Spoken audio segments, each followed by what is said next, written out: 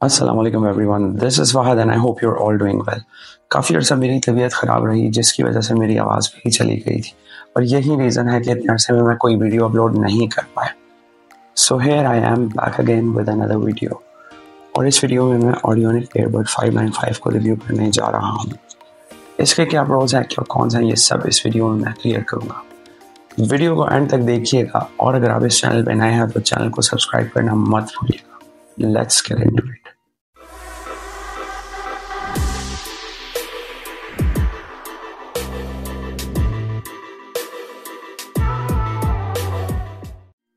Audionic earbud 595 के box पर 40 hours के प्ले टाइम को मेंशन किया गया है।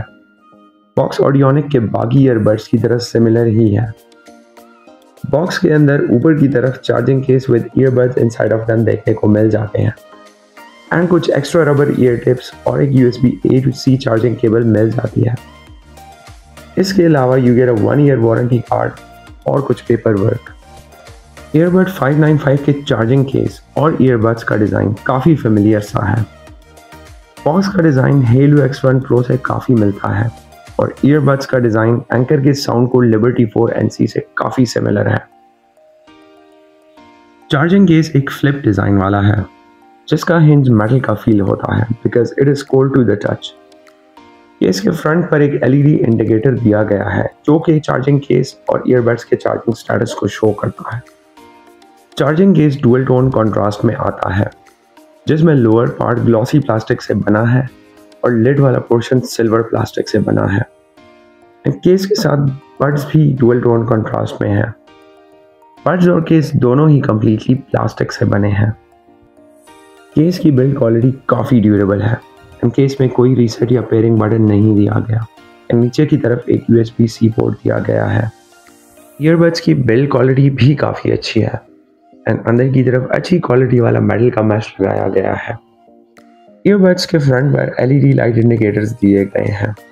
बाकी these earbuds seat comfortably in your year और आप इनको आउटडोर्स भी यूज़ कर सकते हैं। ईयरबड्स कनेक्ट होने में अराउंड 5 सेकेंड्स लगाते हैं once you pair them with your phone. ये AAC कोडेक को सपोर्ट करते हैं और इनमें ब्लूटूथ 5.3 की कनेक्टिविटी दी गई है। रेंज इस बार 15 मीटर्स का एडवर्टाइज किया हुआ है। ड्राइवर साइज 11 मिलीमीटर का दिया हुआ है।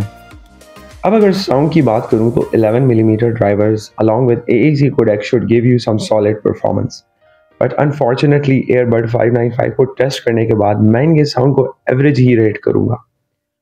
रीज़न ये है कि इनका साउंड बहुत ही हॉलो फील होता है। जो रिचनेस 11 मिलीमीटर के ड्राइवर से एक्सपेक्टेड होती है वो यहाँ मिसिंग है। साउंड की लाउडनेस में कोई इशू नहीं है। साउंड काफ़ी लाउड फील होता है फुल वॉल्यूम पर एंड आवाज़ काफ़ी हद तक डिस्टॉर्ट नहीं होती फुल वॉल्यूम पर, बट ना ही इनका साउंड वोकल्स पर फोकस्ड है और ना ही इंस्ट्रूमेंट्स पर। बिल्कुल कंप्रेस सी आवाज़ फील होती है इनकी। बेस की प्रेजेंस डेफिनेटली फील होती है but it's not very over powering. Base average से थोड़ा ज़्यादा ही है। बाकी इंस्ट्रूमेंटल सेपरेशन और मिड्स एंड हाइज की जो वेरिएशन है वो साउंड कंप्रेशन की वजह से इतनी क्रिस्प फील नहीं होती। और 3 इक्वलाइजर मोड्स जो इन्होंने बॉक्स पर एडवर्टाइज किए हैं वो मुझे इनमें नहीं मिले। अगर आपको इन मोड्स के बारे में पता हो तो कमेंट सेक्शन में शेयर करें। इनमें क्वाड माइक्स दिए गए हैं, मींस के पर ईयरबड 2 माइक्स लगाए गए हैं। कॉल क्वालिटी एंड माइक्स को टेस्ट करने के लिए मैंने कुछ आउटडोर्स और इंडोर्स कॉल रिकॉर्डिंग्स की हैं जिनमें फ़ोन के माइक को मैंने एयरबड 595 के माइक के साथ कंपेयर किया है। इन रिकॉर्डिंग से आपको क्लियर हो जाएगा कि ENC आउटडोर्स किस तरह से काम करता है। जिन लोगों को ENC और ANC के डिफरेंस का नहीं पता उनको मैं बताता चलूँ कि ENC इन्वायरमेंटल नॉइस कैंसलेशन को बोलते हैं और ENC का फीचर कॉल के टाइम आपसे बात करने वाले के ज़्यादा काम आता है। मतलब जो आपसे कॉल पर बात कर रहा हो उसको आपकी आवाज़ क्लियर जाएगी क्योंकि ENC बाहर के शोर को कम करके अगले तक आपकी आवाज़ पहुंचाता है। और ANC एक्टिव नॉइस कैंसलेशन को बोलते हैं।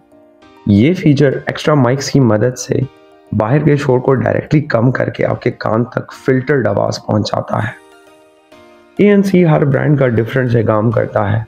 कुछ ब्रांड्स 25 डेसिबल तक की फ्रीक्वेंसीज को कम कर सकते हैं और कुछ ब्रांड्स इवन 48 डेसिबल्स तक की फ्रीक्वेंसीज को फिल्टर कर सकते हैं। इट डिपेंड्स कि आप कौन से ब्रांड को परचेज कर रहे हैं। प्रॉपर ANC टेक्नोलॉजी वाले ईयरबड्स काफ़ी एक्सपेंसिव होते हैं और हर ब्रांड का ANC ठीक से काम भी नहीं करता। Anyhow, let's get into the call testing। ये रिकॉर्डिंग हो रही है फ़ोन के माइक्रोफोन से। तो जब फ़ोन के माइक्रोफोन से आप आउटडोर्स रिकॉर्डिंग करते हैं तो कुछ इस तरह से कॉल क्वालिटी आपको मिलती है। और अब मैं स्विच करूंगा ऑडियोनिक एयरबड 595 पे। अब मैंने स्विच कर लिया है ऑडियोनिक एयरबड 595 पे और इस वक्त मैं हूँ आउटडोर्स, तो ये रिकॉर्डिंग हो रही है ऑडियोनिक एयरबड 595 के माइक्रोफोन से। तो आउटडोर्स जब आप ऑडियोनिक एयरबड 595 पे कॉल पे बात करते हैं तो कुछ इस तरह से माइक की क्वालिटी आपको मिलती है। इस रिकॉर्डिंग से आपको क्लियरली अंदाजा हो जाए। इस वक्त मैं हूँ इंडोर्स और ये रिकॉर्डिंग हो रही है फ़ोन के माइक्रोफोन से। इंडोर्स जब फ़ोन के माइक्रोफोन से आप रिकॉर्डिंग करते हैं तो कुछ इस तरह से कॉल क्वालिटी आपको मिलेगी।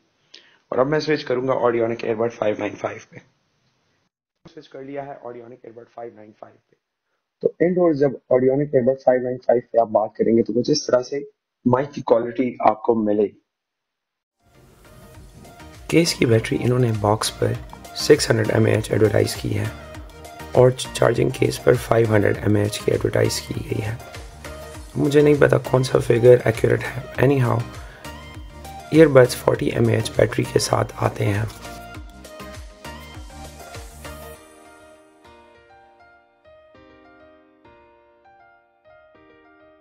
ईयरबड्स का play time on paper 6 hours इन्होंने एडवर्टाइज किया हुआ है ऑन 60% वॉल्यूम।